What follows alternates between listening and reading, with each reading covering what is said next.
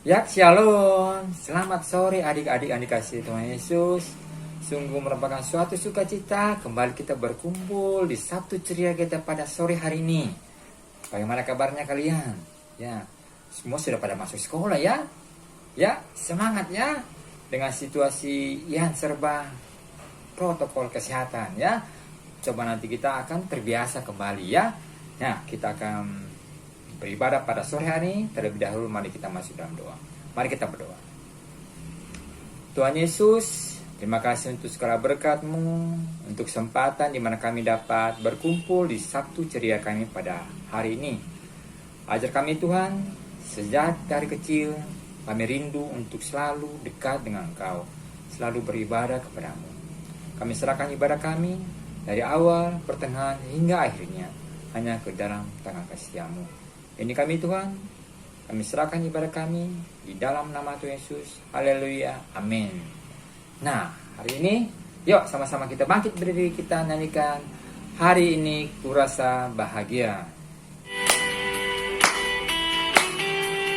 Ya, ayo sama-sama kita berikan dengan semangat dan penuh sukacita, kita bersama-sama berkumpul di hari ini. Hari ini ku rasa bahagia berkumpul bersama saudara seiman. Tuhan Yesus telah satukan kita tanpa memandang di antara kita. Dengan tangan dalam kasih, dalam satu hati, berjalan dalam terang kasih Tuhan. Kau sahabatku, kau saudaraku, tiada yang dapat memisahkan kita. Kau sahabatku, kau saudaraku, tiada yang dapat memisahkan kita.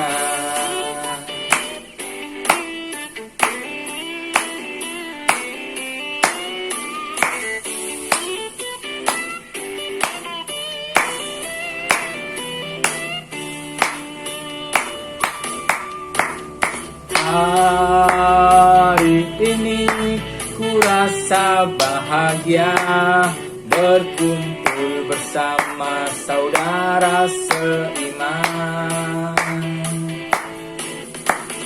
Tuhan Yesus telah satukan kita tanpa memandang di antara kita. Bergandengan tangan dalam kasih, dalam satu hati, berjalan dalam terang kasih Tuhan. Kau sahabatku, kau saudaraku, tiada yang dapat memisahkan kita. Kau sahabatku, kau saudaraku, tiada yang dapat memisahkan kita. Tiada yang dapat memisahkan kita. Ya, silakan duduk adik-adik. Ya, kita akan mendengarkan kebenaran firman Tuhan. Sebelum kita dengar firman Tuhan, mari sama-sama kita pujikan satu pujian ya. Roh Kudus yang manis. Ya, kita mari sama-sama pujikan pujian ini. Dan mari kita jadikan pujian ini sebagai doa kita.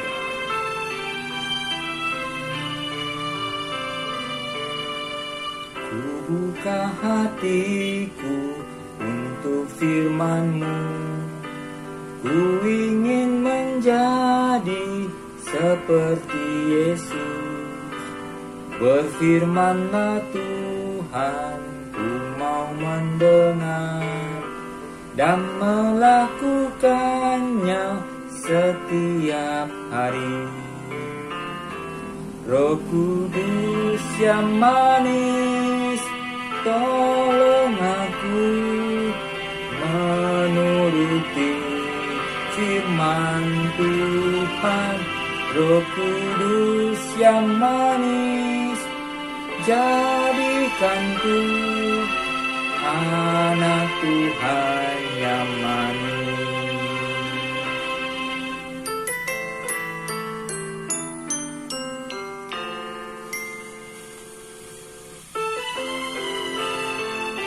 Kita ulang sekali lagi pujiannya. Ku buka hatiku untuk firman-Mu, ku ingin menjadi seperti Yesus. Berfirmanlah Tuhan, ku mau mendengar dan melakukannya setiap hari.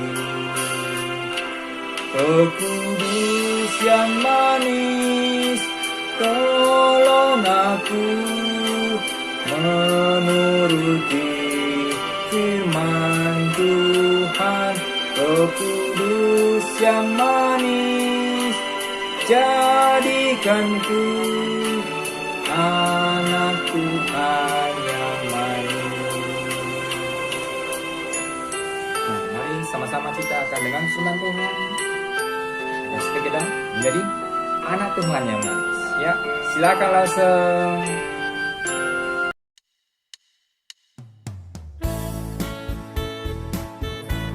Shalom, ya selamat sore. Hari ini kita mau belajar firman Tuhan. Sebelum belajar firman Tuhan, kita berdoa minta pertolongan Tuhan. Tuhan Yesus, terima kasih 1 minggu sudah berlalu. Tuhan tetap menjaga dan melihat kami. Sebentar lagi kami akan mendengarkan cerita firman Tuhan. Tuhan tolong Rasul ini yang akan bercerita untuk kami masing-masing. Tuhan berikan hikmat, mampukan kami untuk boleh mengerti firman-Mu. Terima kasih Tuhan Yesus. Kami serahkan waktu kami ke dalam tangan kasih-Mu. Dalam nama Tuhan Yesus kami sudah berdoa. Amin. Ya, siapa yang masih ingat cerita minggu lalu? Minggu lalu kita sudah belajar bagaimana Tuhan memilih Yohanes Pembaptis sebagai saksi Tuhan yang berseru-seru menceritakan tentang Mesias, tentang Tuhan Yesus yang akan datang. Seperti Tuhan Yesus memilih Yohanes sebagai saksi, Tuhan Yesus juga sudah memilih kita jadi anak-anak Tuhan, dan kita juga sebagai anak-anak Tuhan juga harus bisa bersaksi seperti Yohanes. Hari ini kita mau belajar apa? Ya, kita lihat filmnya berikut ini ya. Datanglah seorang yang diutus Allah, namanya Yohanes. Tampillah Yohanes Pembaptis di padang gurun Yudea. Yohanes memakai jubah bulu unta dan ikat pinggang kulit, dan makanannya belalang dan madu hutan.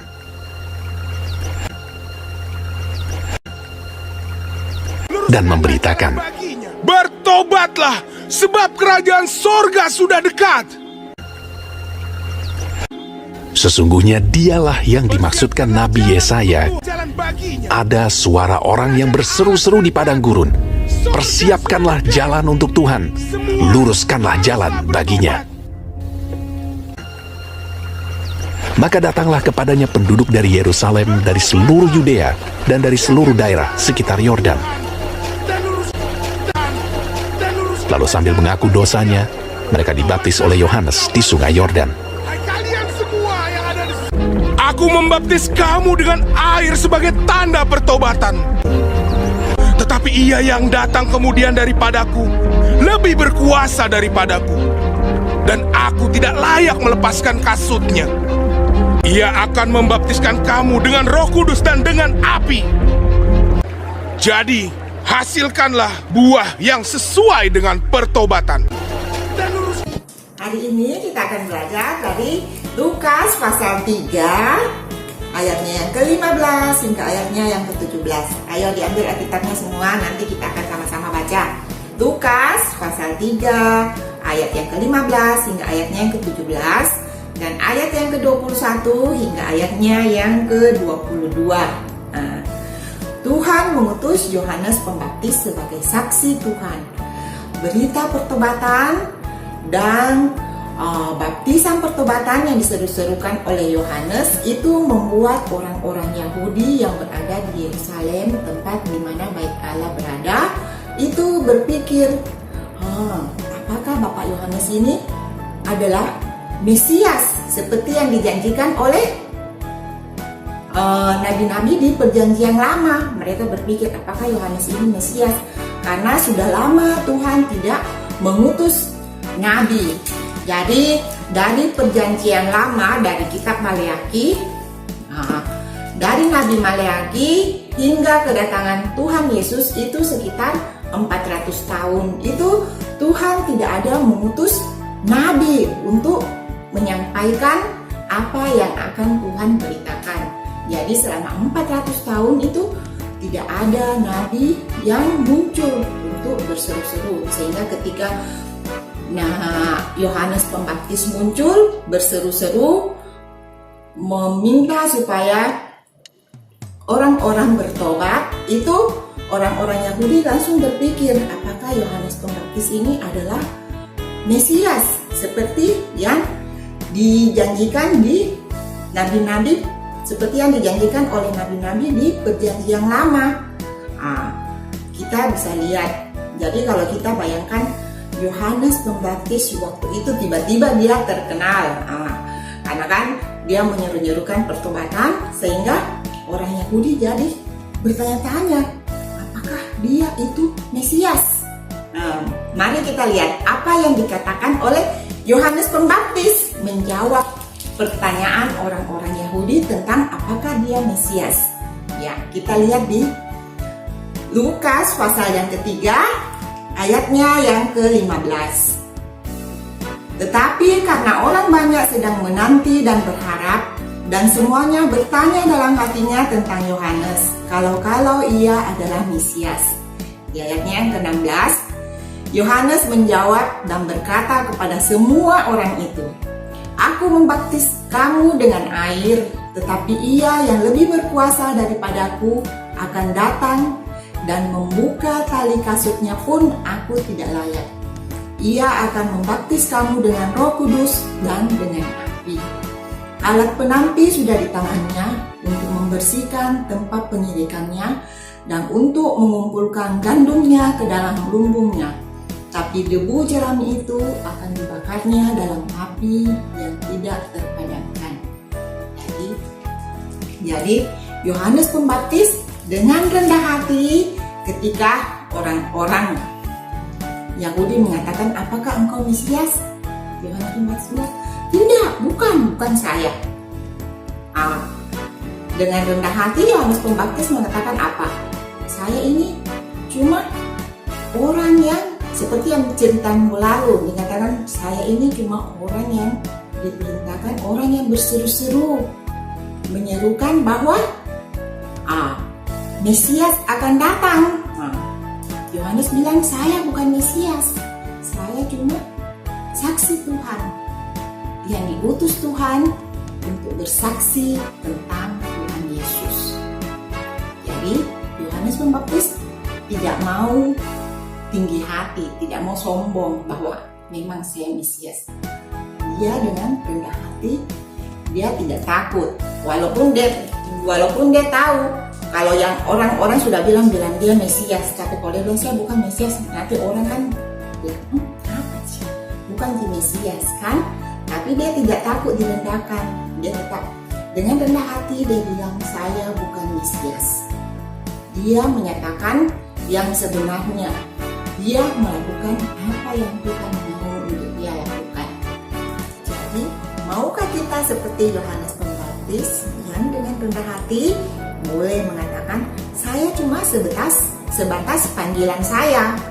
Jadi jika kemudian hari misalnya Tuhan memberikan kepandaian kepada adik-adik, misalnya besok-besok adik-adik menjadi dokter terkenal, jadi dokter yang hebat. Maukah adik-adik dengan rendah hati mengatakan, iya saya memang dokter terkenal, tapi saya hanya alat yang dipakai Tuhan untuk menyatakan kemuliaan Tuhan. Ya, dengan menjadi dokter, saya boleh menyatakan, saya boleh menjadi saksi Tuhan, sehingga dengan ilmu, dengan kepandaian yang Tuhan berikan pada saya, itu saya bisa bersaksi tentang Tuhan. Bukan dengan sombong, iya memang saya dokter terkenal, saya hebat, saya paling hebat. Tidak ada yang lebih hebat daripada saya. Tidak ya? Tuhan mau anak-anak Tuhan menjadi anak-anak Tuhan yang rendah hati, yang tahu bahwa apapun juga yang Tuhan percayakan kepada dia, itu semua karena apa? Karena Tuhan mau memakai kita untuk boleh memuliakan Tuhan dengan apapun yang kita miliki.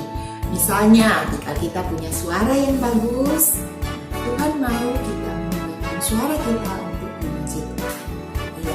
Jika kita perhatikan di Lukas pasal 3 ayatnya yang ke-16, di situ ketika Yohanes menjawab orang-orang Yahudi, Yohanes mengatakan, "Aku membaptis engkau dengan air, tetapi Ia yang lebih berkuasa daripadaku akan datang, dan membuka tali kasutnya pun aku tidak layak. Dia akan membaptis engkau dengan Roh Kudus dan dengan api." Dengan sadar, Yohanes boleh menyatakan bahwa saya ini orang berdosa, saya ini tidak layak. Bahkan untuk membuka tali kasut Tuhan Yesus pun saya tidak layak. Untuk membuka sepatunya Tuhan Yesus itu saya tidak layak. Karena Yohanes sadar bahwa dia adalah orang berdosa, dia bukan Mesias, dia adalah orang berdosa. Hanya karena kemurahan Tuhan, dia boleh mendapat anugerah untuk boleh menjadi saksi Tuhan, untuk menyampaikan berita keselamatan yang Tuhan berikan. Maukah kita seperti itu, menjadi anak-anak Tuhan yang boleh sadar, boleh tahu bahwa kita ini orang yang berdosa, orang yang tidak layak. Tapi karena Tuhan begitu mengasihi kita, Tuhan sangat menyayangi kita, Tuhan boleh melayakkan kita untuk boleh menjadi anak-anak Tuhan. Tuhan boleh memakai kita untuk boleh menjadi saksi Tuhan. Jadi kita yang bercela, kita orang yang berdosa itu Tuhan kasih dengan Tuhan boleh melayakkan menjadi anak-anak Tuhan. Tuhan membolehkan kita menjadi saksi Tuhan. Itu semua karena anugerah Tuhan. Seperti Yohanes Pembaptis tahu bahwa Tuhan menciptakan dirinya untuk apa? Tuhan menciptakan dirinya untuk menjadi saksi Tuhan. Tuhan menciptakan Yohanes, Tuhan memberikan tugas kepada Yohanes untuk apa? Untuk membaptis Tuhan Yesus. Tuhan memberikan tanggung jawab pada tiap-tiap orang masing-masing. Kita harus tahu apa yang talenta yang Tuhan berikan kepada kita. Jadi kita boleh menggunakan apa yang Tuhan percayakan kepada kita, apa yang Tuhan ingin kita lakukan supaya kita lakukan dengan baik. Kalau misalnya Tuhan memberikan kita kepandaian, kita harus dengan rendah hati, kita harus menggunakan kepandaian kita dengan baik. Misalnya Tuhan memberikan kepandaian, terus ada orang lain yang kurang. Apakah kita boleh mengejek orang tersebut? Maksudnya teman kita yang agak kurang itu kita begitu saja nggak tahu. Itu kecil, saya tahu semua. Bolehkah begitu? Tuhan mau dengan kepandaian kita bisa menolong teman kita yang kurang. Jadi untuk yang kurang kita bisa bantu, kita boleh belajar, sehingga kita boleh sama-sama boleh belajar. Tuhan tidak mau kita merendahkan orang lain, seperti juga Tuhan mau kita tidak boleh takut untuk direndahkan. Karena Tuhan sudah memberikan karunia tersendiri untuk tiap-tiap anak. kepandaian, ada yang Tuhan berikan suara yang bagus, ada yang Tuhan berikan mungkin kekayaan. Nah, biarlah semua talenta yang Tuhan berikan itu boleh digunakan untuk apa? Untuk kemuliaan Tuhan semata. Sehingga melalui kita, melalui apapun yang Tuhan berikan pada kita, kita boleh memuliakan Tuhan, bukan memuliakan diri kita, tapi semata-mata kemuliaan Tuhan. Ayat hafalan kita hari ini terambil dari 2 Timotius pasal 4 ayatnya yang kedua. 2 Timotius pasal 4 ayatnya yang kedua. Beritakanlah firman, siap sedialah, baik atau tidak baik waktunya. Nyatakanlah apa yang salah, tegurlah, dan nasihatilah dengan segala kesabaran dan pengajaran. Beritakanlah firman, siap sedialah, baik atau tidak baik waktunya. Nyatakanlah apa yang salah, tegurlah, dan nasihatilah dengan segala kesabaran dan pengajaran. Kita hafal sama-sama ya. 2 Timotius pasalnya yang keempat, ayatnya yang kedua. Beritakanlah firman, siap sedialah, baik atau tidak baik waktunya. Nyatakanlah apa yang salah, tegurlah, dan nasihatilah dengan segala kesabaran dan pengajaran. 2 Timotius pasal 4 ayat yang kedua. Beritakanlah firman, baik siap sedialah, baik atau tidak baik waktunya. Nyatakanlah apa yang salah, tegurlah dan nasihatilah dengan segala kesabaran dan pengajaran. Kita berdoa. Tuhan Yesus, terima kasih hari ini kami boleh diingatkan bahwa kami adalah manusia yang tercela, manusia yang tidak layak.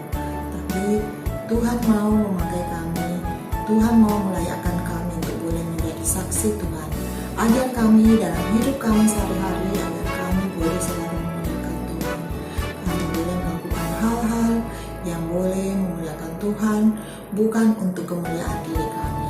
Tuhan, berikan kami kerendahan hati, berikan kami hati yang boleh rindu untuk boleh selalu boleh memuliakan Tuhan, sehingga apapun juga yang kami lakukan, sungguh nama Tuhan boleh dipermuliakan. Terima kasih Tuhan, terima kasih dalam nama Tuhan Yesus kami sudah berdoa, amin. Ya, sampai di sini Sabtu ceria kita hari ini. Sampai jumpa, dadah. Tuhan Yesus berkati.